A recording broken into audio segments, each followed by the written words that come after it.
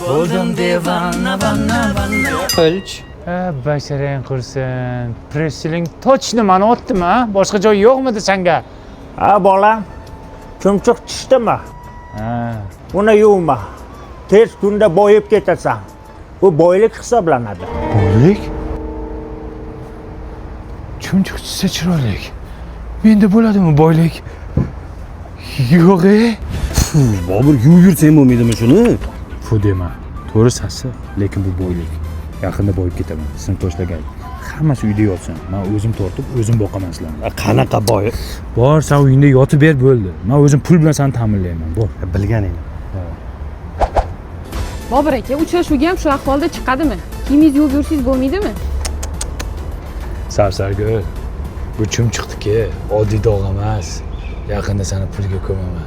Pulda cho'milasan, gulim. Ye o'lay. Bu mashina ham qilgan-ku. Mashina boy bo'ladimi shunda? Qilsang bitta odamga qil-da, hammaga qilaverma. Charchadim. Mansurov uyatmasmi?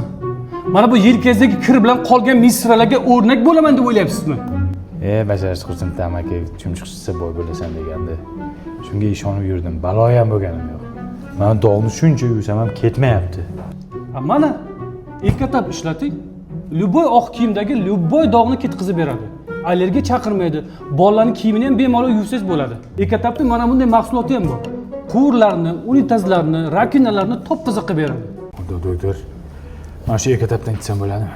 Nimaga? Qalbimdagi dog'larni ketkizsin. Qizim tashabbus.